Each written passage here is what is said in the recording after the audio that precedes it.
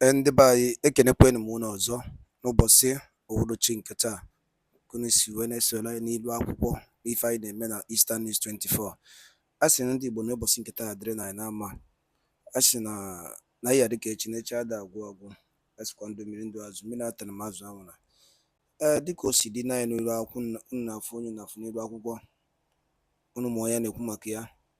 Ewere ife o were ego anyị dị oke mkpa maka ekwere unu nkwa na a ga na-etinyere unu update n'elu akwụkwọ bụ gbasara maka Maazị Nnamdi Kanu, anụ gbasara maka nnwere onwe ndị Igbo na-azọ, anụ gbasara maka ife na-eme n'obodo a.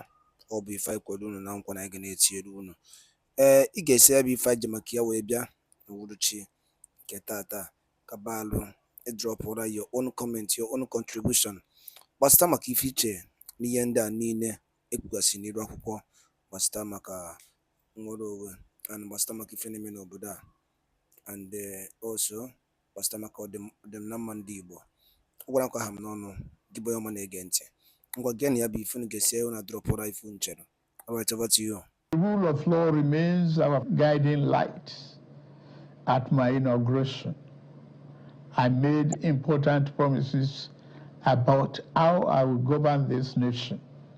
Among those promises were pledges to reshape and modernize our economy and to secure the lives, liberty, and property of the people. I said that bold reforms were necessary to place our nation on the path of prosperity and growth. On that occasion, I announced the end of the fuel subsidy. I am attuned to the hardship that have come. I have a heart that feels and eyes that see. I wish to explain to you why we must endure this trying moment. Those who sought to perpetuate the fuel subsidy and broken foreign exchange policies are people who will build their family mansion in the middle of a swamp. I am different. I'm not a man to erect our national home on a foundation of mud. To endure, our home must be constructed on safe and pleasant ground. Reform may be painful, but it is what greatness and the future require. We now carry the cost of reaching a future Nigeria where the abundance and fruit of the nation are fairly shared among all, not hoarded by a select and greedy few. A Nigeria where hunger, poverty, and hardship are pushed into the shadows and ever-fading past. There is no joy in seeing the people of this nation shoulder burdens that should have been shed years ago. I wish today's difficulties did not exist, but we must endure if we have to reach the good side of our future. My government. All right, so there you go. That is the president speaking about some of the things to expect from him. And so those are some of the issues we'll be taking a look at this morning on the program. So we're joined by Mr. Adebayo Shitu. He's a former Minister of Communications. He's also former Attorney General and Commissioner for Justice for your state, so he's a senior lawyer. So good morning, sir. Thank you for coming on the program today. Dear brother. So the promises of the president. In fact, let's take you through the additional promises that he made ever since he's been in office, aside from removing that subsidy, which spiraled into so many things. So if you take a look at the screen, you see some of the other promises that he made to Nigerians in terms of what he's going to do. So look at this one here. The president promised something about security. He says he's going to commit to reforming security doctrine and architecture, investment in security personnel, training, equipment, and firepower, among several others. The economy is targeting a 6% GDP growth and significant reduction in unemployment, budgetary reforms, promotion of domestic manufacturing, jobs, the big one. And then agric, as a matter of fact, we do remember that he declared an agric emergency in July. And ever since then, I guess the jury's out there on the impact of all of this. So bottom line is that as we speak, you have several people, tons of people, businesses have been closing down ever since. Cost of PMS and diesel, it's still unaffordable for lots of people. And so even the electricity tariff, which was hiked, not the 206 naira per kilowatt hour notwithstanding, many still not satisfied with what the kind of deal they've gotten so far. So now they have a big question mark. Is there anything they can boast of at this point in time with this government? Well, let me start by saying that even though I am a member of the APC, yeah, I, as of today, don't work for government. I've never been an employee of the federal government under the leadership of our president, Tinubu. So I may not have all the facts, available, and I want to believe that having regard to the period and the service of President Bola Ahmed Tinubu as governor of Lagos State for 8 years, every Nigerian was satisfied that he's a serious-minded politician and public servant, and that he knows his onions, and that he will definitely fulfill his promises. He's been in office for about 12 months now, and I want to believe that the Ministry of Information, Federal Ministry of Information, will have a scorecard. Perhaps we have to wait till 29th of May to hear government, tell Nigerians all the indices of their achievements. Yeah, but businesses don't have to wait till 29th of May. They are feeling the pinch. Yes, I feel it's not just businesses. I mean, even we as individuals, everybody has one inconvenience or the other that we are going through. We do know very well that things in Nigeria have virtually been run aground before even he came on board. That was when you were a minister? Well, I was minister, between 2016 and 2019.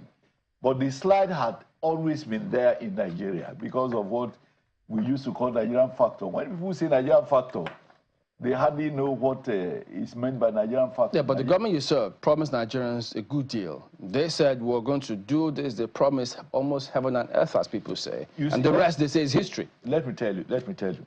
Even as somebody who served in the Buhari government during the first time, I am always honest enough to admit, certain failures that we had. For instance, the issue of refinery, I feel always very bad about it. The fact that when we were coming on board in 2015, we had promised that the refineries will be revived, within the shortest possible time.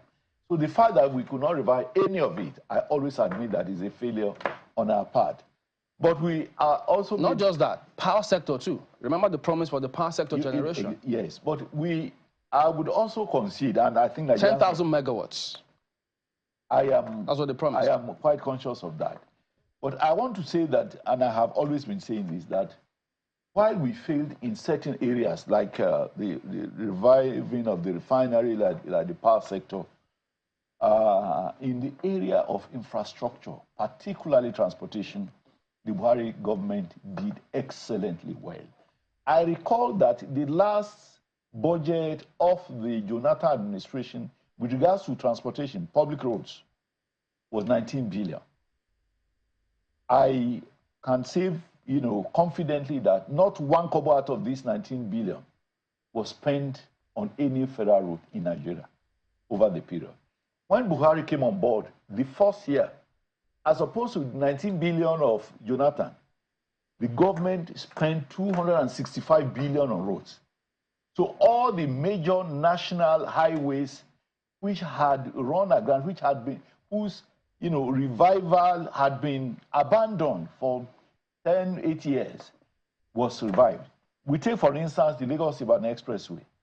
For more than 10 years, the road had been abandoned until Buhari came on board, and you will agree with me that as of today, the road, is functioning to the satisfaction of road users.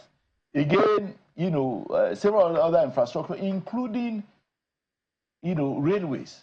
Lagos-Ibadan Railway, Abuja-Kaduna Railway, and a number of other national highways, was satisfactorily, completed. Have you heard the comments from the current NSA and sometimes the Minister of Finance about the kind of economy they met, how the previous government under which you served spent printed funds, and they thought they couldn't even see what it was attached to? That was the economy is big deal. That was a misapplication by the then central bank governor, who out of corrupt... I would blame it on the CBN governor, who the buck stopped at the president's table at the time. Let me tell you, I mean, there were... Who was taking directive from?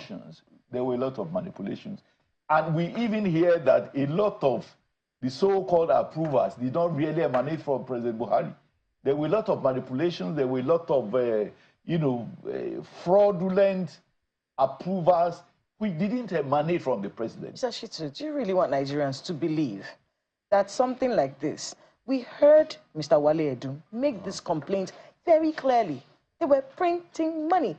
Is it you're trying to convince Nigerian people right now that these things were happening and the president had no idea? I am telling you confidently that a lot of it didn't get to the attention. That in itself is a very big problem. The idea that something like that could happen. I agree.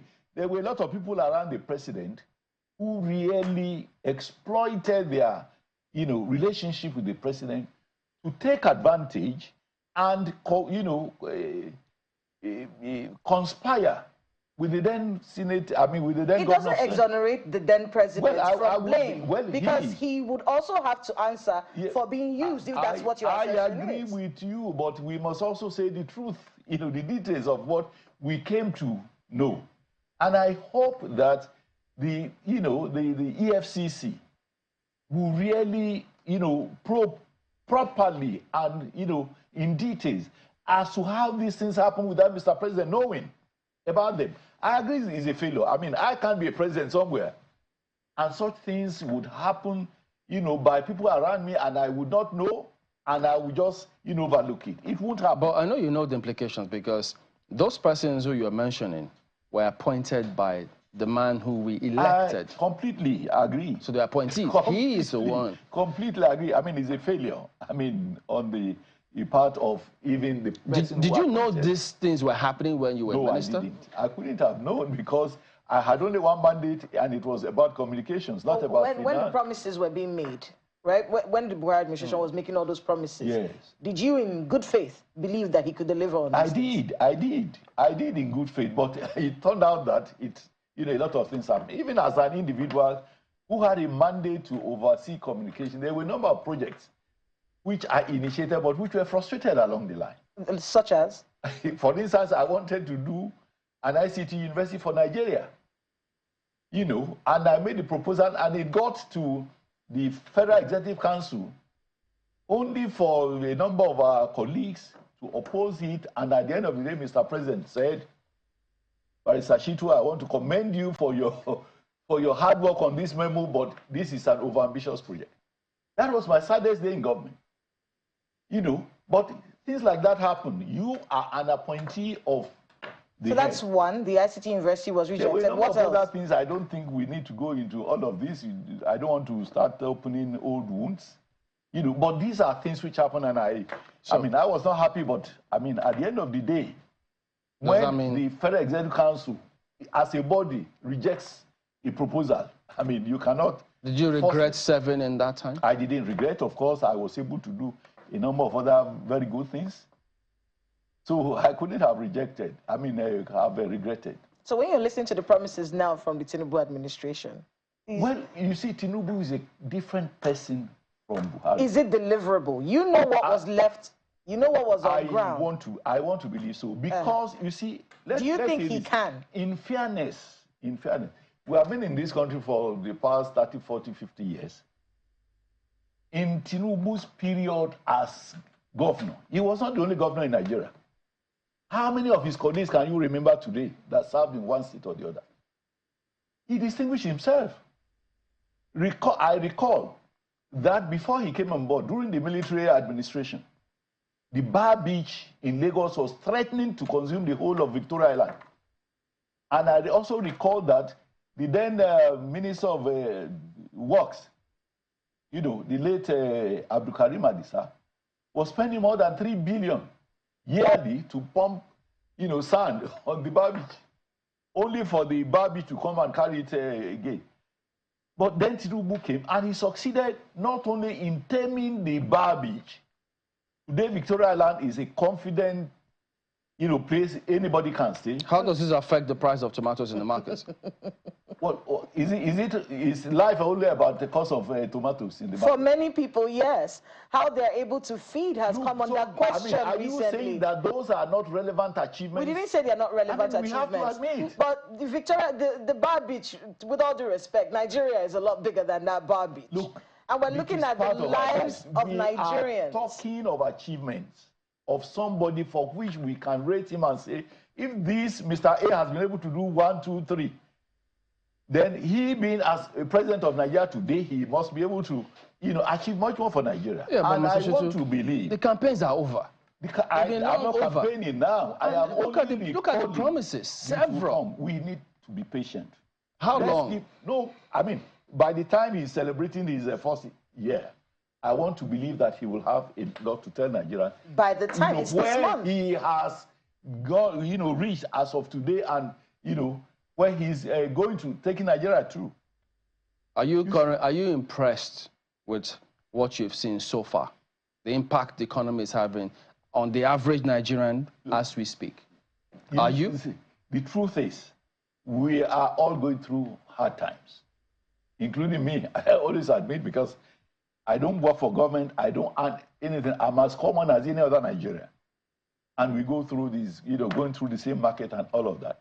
But I have learned to be patient, because in reconstructing any edifice, you need time, you need patience, you need organizational ability and all of that. And I want to believe that in another 2, 3 months, Nigeria would be better than it is today. So what makes you say so? Because you've looked at cost of goods, the rising inflation, it's double digits. He says they're going to bring it down, but these figures keep going south. Nigerians, we are Nigerians, we know ourselves.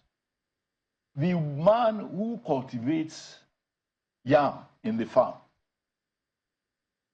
is it the cost of cultivation of that yam that makes him to now double or triple the cost of it? When you talk of Nigerian factor includes the greed in us as Nigerians. It includes the compromises in us as Nigerians. It includes so many other factors. You know, a lot of everything cannot be, you know, put on the head of. Are we blaming it on Nigerians now for electing the president? We are all guilty of it. Government and people.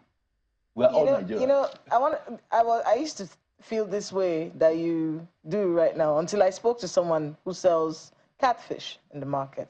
And I kept telling him, why is the price so high? I mean, they say the dollar is, the naira is gaining against the dollar. And he said, naira gaining against the dollar, does that affect the cost of fuel? Which means that in his mind, the fact that fuel subsidy was removed in the first place has tripled his cost in transportation. So he says, when you look at the fact that I have increased my pricing, it's got nothing to do with the dollar to me. It's about the cost of transporting these goods and services. Everybody will try to create a justification for what he does, whether it is, you know, lawful. But isn't that legitimate? Well, it's your guess is as good as mine. We have to hope that he was telling the truth, isn't it? Your guess is as good as mine. You know, when you were a minister, yes, the government of former President Muhammadu Buhari rode on this lovely white horse called anti-corruption. And the change begins with me. Everyone, let's tighten up. We have to stop corruption. Then 8 years after, we're now hearing all kinds of crazy stories from people who were a part of that government. It's unfortunate. Maybe the anti-corruption, you know, the anti-corruption thing was not strong enough. You know, 2, 3, 4 people would definitely act differently if put in the same position. We must admit that is, you know, part of our humanity. So I regret everything that has become an inadequacy in the Buhari government.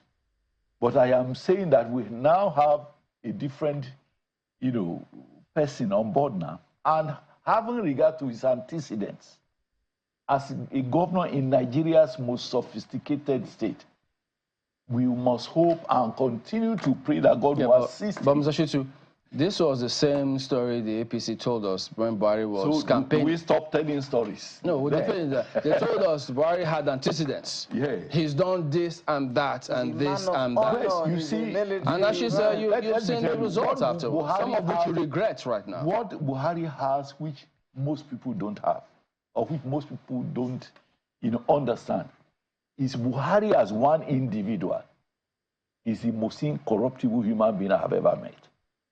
This is somebody who had been a pensioner in the military. When he came in as president, he was entitled to be taking salaries also. But he said, no, I cannot be taking two incomes from the same government.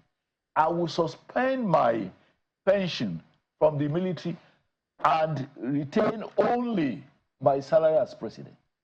Both were legitimate to him, but out of his utmost good faith, he decided that he would not be taken. I mean, that's not beautiful. Many people but how many people was in his administration was he able to infect with this great honesty? I am telling you, because I hear a lot of people from the past administration do this all the time. Oh, he wasn't the only person in government. He had cabinet, he had governors. So these lovely virtues, why didn't he trickle all the way down? Limitation of Muhammadu Buhari. I'm not saying that is the ideal, but for once, I am telling you that he as a person, that is what he is. But the fact that he didn't have capacity to infect others with this, goodness is a limitation, which is human, and we must admit that that is how God created him.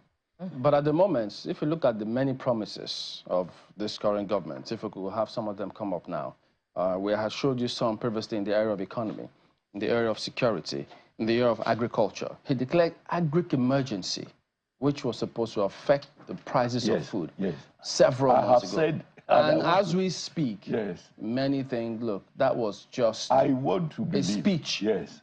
Well, I have said, number one, I'm not speaking for the government. You don't have to speak for the government. You experience what goes on in society today. I will tell you only what is available to me in knowledge.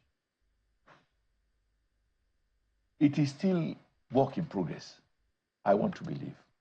And I am happy and I want to believe that as we are discussing these issues, people in the Tinubu government will also be listening and will feel challenged by what we are discussing.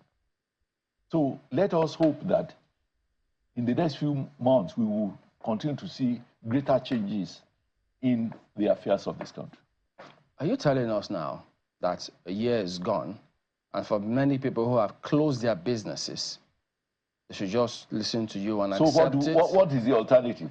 No, because I mean, your party promised heaven and earth. Yeah, we did promise. And this is a stark reality people are facing. And I'm telling you, I don't work for government. I don't have all their briefs. I don't have all the information available to them, particularly with regard to how they are fulfilling these promises. I can only talk to the extent of my knowledge, which naturally would, be limited. So perhaps you want to look at the possibility of bringing in the Minister of Information and National Orientation so that he can give us a scorecard. I think we're going to get that scorecard at some point this month. They're working on that. Look, the scorecard notwithstanding, for lots of Nigerians, their scorecard is their daily reality. Good. What better scorecard can be what they go through on a regular basis? We must get the size of the people. Balance it. And in getting scorecard, you know that some people would have greater authority in giving you a scorecard than I, a private citizen, who does not work for government, who does not have all the feedback from the various ministries and the various officials charged. So these issues are never discussed within your party at any point in time? No. What is party? It's like you are saying, if the federal government does something, you say because you are a Nigerian, so you must know what the government is doing. Even as a high-ranking member of the party? How high-ranking? What is the high-ranking? You're a former minister. The former minister. You've been an attorney general of a state. Of the past. Of the past. So you have no influence whatsoever. I won't have all the information as of today because I'm no more minister. And even if I'm minister, perhaps I will know only to the extent of my mandate. Yes, but as a party man, you have no What is influence on the We are party. all Nigerians. No, do you have There's any no platform within party Yes. where they will say, everybody come, let us discuss the issues. Political parties are mere platforms for people to utilize to ascend to offices. So it's not as if because I belong to APC, I'm not in the national executive of the party, I'm not in government, and you think there will be a platform for them to... They don't have to call you. Are you saying you have no way of getting failures from your party members in terms of, guys, this is what Nigerians are saying. Look, we have to do better.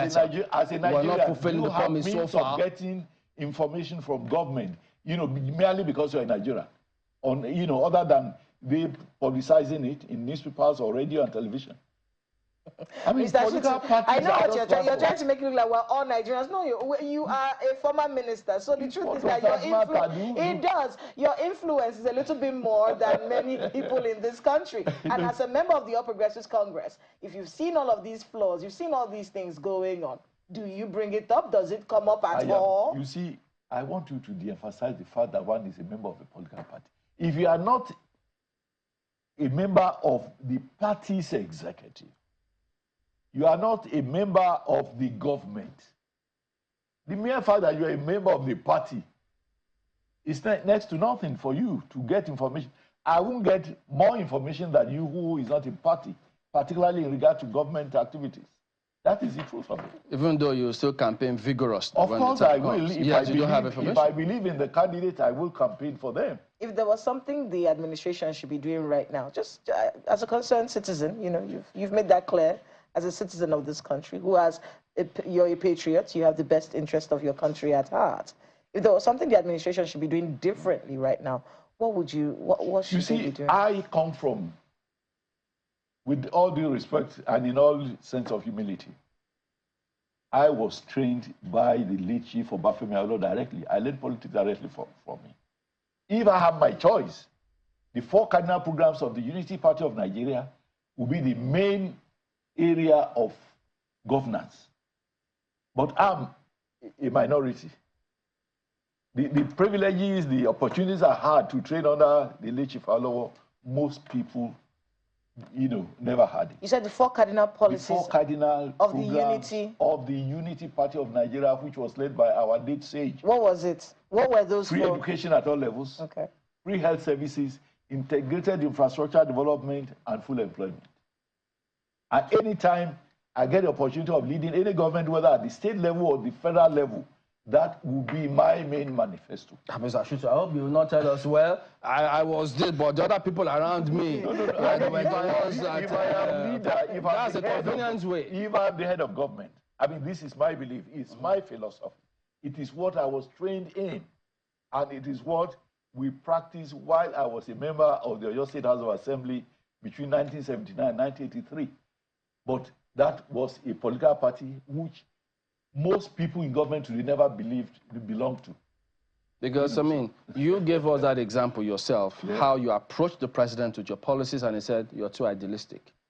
Yet you were around it. It happened. So the buck stopped at his table. So whether it's people around him or not, is the man we elected. Because I was a person in the government. I was in the cabinet.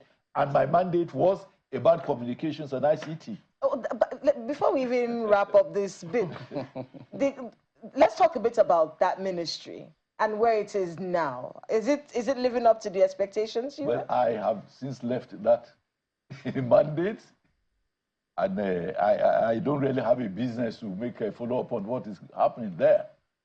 And it is not for me to make an update on what they are doing or what they are not doing, because we're not asking for an update. Your thoughts on how it's performing right now. I can only speak of my services while I was Minister of Communication. Okay. But you had an update with Oyo politics. You were not happy how the local government elections went. There was no election in Oyo State, if you care to know. Why? Why did you say so? Because they simply wrote figures. Because PDP won all the local governments? You see, it's not about just winning. If you win fairly and squarely, I'm a Democrat. And I'm a progressive-minded person. But I know, let me give you an example. I come from Shaki West local government. with 228 polling units. There was no OCEC. OCEC means, Oyo State Independent Electoral Commission. No single agent of the organization came out to any of these 228 polling units. There was no election. The electoral officer for the local government simply disappeared on the day of election. They did not distribute any election materials, any ballot, nothing. And they had been singing. A senator was telling me yesterday that a prominent former senator was dancing on the day of the election. Which means we are going to write results. They were not, it was a very fraudulent so-called election. And it's very sad that Governor Makinde, as young as he says he is, would superintend such a fraudulent non-event. Is there any recent election in this country that APC conducted in the states that did not win all the local governments, or 99%? If it happens, should it not be condemnable at any point, whether it is in the... But it happens. Well, if it happens, I mean, what's the matter? It's regularly. All political parties do that. Are you then using that to justify any such fraudulent election? I'm asking because if it happened at that time, why didn't they hear voices of condemnation from within the same party? I mean, I am condemning it. I mean, when? APC, now? When it has since gone? Or would I now? In that state to know what happened? I'm talking of my state where it happened that there was no election and results were written. But you don't have to be in the state to condemn something that you see is clearly bad. Should that be my business? It should be your business. It should be you, journalist. You're a citizen. It should be you, journalist, not just... No, you should also point it out. If you've been in government... any such non-event anywhere. And this is what exactly I'm doing now. I mean, you don't just want to run me down or run our party down. I will condemn evil wherever it is. So are you going to go to court with that? That's left to me. That's the process, a democratic... And by that only no consciousness or any name. Niwa Edeke isowe gaya bife inuria the ballon the gentle lion who was in Iraq no basinke tata no. Ozo the kibiabo. Kefi wari kubastama gaya bife ndani no who was in Iraq. Folk would didn't okradiko city kefi wari kubastama gaya bife. Drop wire on the comment section below. Chitapedi Eastern News 24 kaisi when you tell no pose ya do kempa. Dano no mundem one kemesian.